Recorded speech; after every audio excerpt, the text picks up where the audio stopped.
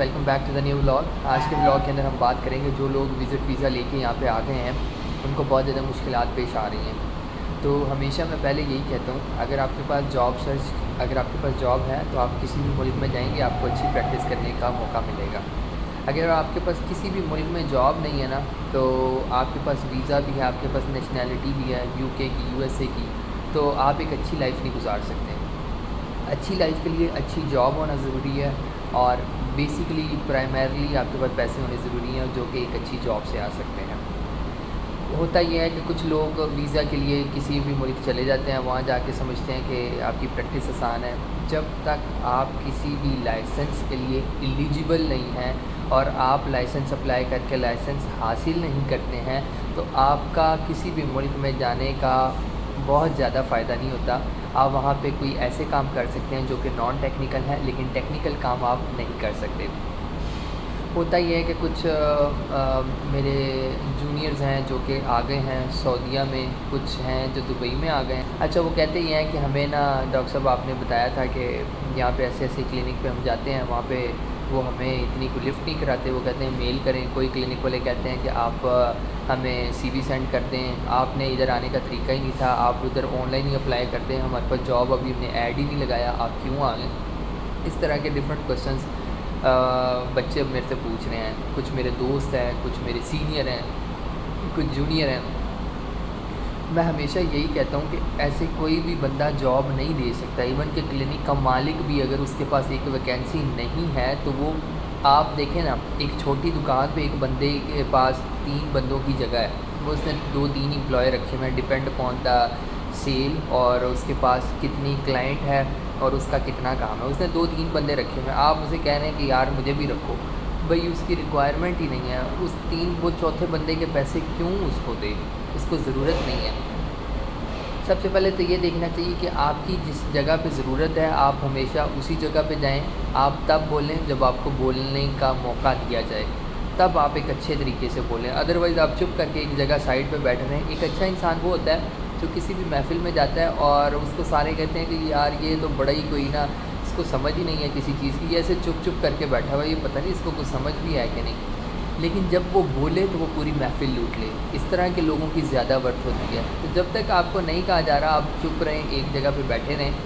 बाकी बात रही जॉब की, जॉब जो होती है ना वो ऐसे आसानी से नहीं मिलती किसी भी मुल्क में, और ना ही मेरे पास होती है जॉब, ना ही कोई भी ऐसा बंदा जो बाहर काम कर रहा है उसके पास जॉब होती है। हम ये कहते हैं जी मेरा वहाँ पे फ़लाँ रिश्तेदार वहाँ पे है, मेरे चाचू वहाँ पे हैं, मेरे मामू वहाँ पे हैं। कोई बंदा भी किसी मुल्क में आपकी नहीं हेल्प करता अनटिल और अनलेस आपका ब्लड रिलेशन हो, आपका सगा भाई, आपकी सगी बहन, माँ बाप। इसके अलावा कोई बंदा भी आपकी हेल्प नहीं करता। कुछ बच्चे ये कहते हैं कि आप हमें ऐसे करें, हमें पर्सनल सेंड कर दिया करें कोई जॉब है। भाई मेरे पर्सनल वाले जो रिलेशन हैं ना वो बहुत ज़्यादा हैं, वो हज़ारों में हैं, एटलीस्ट 1000 प्लस तो हैं जो मेरे ऐसे दोस्त हैं जिनके नंबर मेरे पास सेव हैं। तो अब वो मैं 1000 बंदा भी अगर मुझे 500 भी कहे तो मैं 500 को कैसे सेंड करूँ। तो इसलिए मैं एक कोशिश करता हूँ एक अच्छी सी वीडियो बना के लोगों का फ़ायदा हो जाए जो लोग जॉब लेना चाहते हैं। अगर आप किसी भी मुल्क में जाना चाहते हैं तो सबसे पहले जो आपके पास सबसे इम्पॉर्टेंट चीज़ होती है वो होती है आप वहाँ पे एलिजिबल होने चाहिए प्रैक्टिस करने की। इस तरह से यूएसए, यूके, मेरे बहुत सारे दोस्त वहाँ पे हैं, प्रैक्टिस नहीं कर रहे, वैसे मेरे दोस्त वहाँ पे स्टडी वीज़ा पे गए हुए हैं। अब उनका क्या होता है कि वो और जॉब्स करते हैं जो जॉब आपके पास होती नहीं है। आपका मज़ा तब है काम करने का जब आप अपनी फील्ड के अंदर जॉब करें, फिर आपको ज़्यादा मज़ा आता है। तो आप कोशिश ये करें कि आप अगर गल्फ़ कंट्री में आना चाहते हैं, मैंने आपको पहले भी बताया था, अगर तो आपके पास अच्छे पैसे हैं तो विज़िट वीज़ा लेके आ जाएँ। ये एक रिस्क होता है, अगर आपकी जॉब लग गई ये कोई 60 दिन के अंदर अंदर तो बेहतरीन है। सऊदीया जो है ये विज़िट वीज़ा को कन्वर्ट नहीं करता वर्क में, जो दुबई है ये विज़िट वीज़ा को कन्वर्ट करता है वर्क में। तो सऊदीया में अगर आपकी जॉब हो जाती है फिर आपको वापस जाना पड़ता है पाकिस्तान, वहाँ से फिर वापस आना पड़ता है।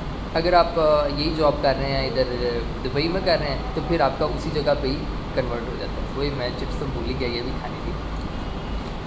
अच्छा, और मैंने ये बता रहा था कि आप अपने ना गोल को फोकस करें, उसके बाद अल्लाह पाक से दुआ करें, नमाज़ पढ़ें, अपने वालिदैन से दुआ करवाएं।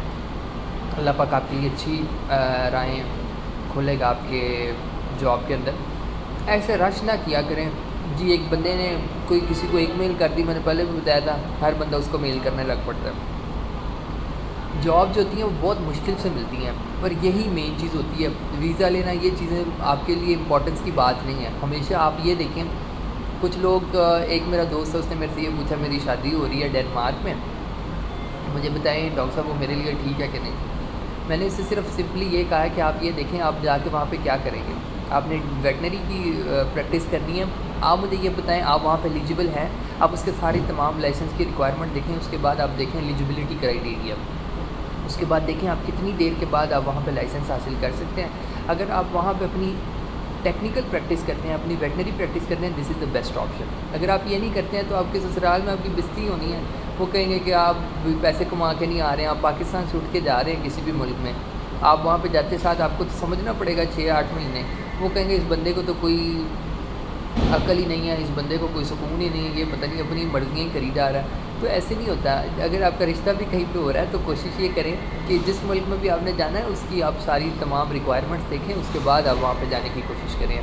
اور جو بھی بچے آ رہے ہیں تھوڑی تحمل مزاجی رکھیں، برداشت رکھیں، اور وزٹ ویزا میں آ کے اس کا یہ مطلب نہیں ہوتا ہے کہ جب 40-50 دن ہو تو پھر کچھ لوگ یہاں پہ فیڈ اپ ہو جاتے ہیں اور وہ بہت زیادہ ایموشنل ہو جاتے ہیں۔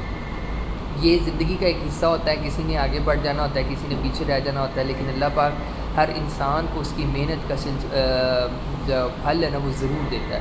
تو محنت کرتے رہیں، کوشش کرتے رہیں، اللہ پاک سب گٹس کو کامیاب کرے۔ میری دعائیں سب کے ساتھ ہیں۔ السلام علیکم ورحمۃ اللہ۔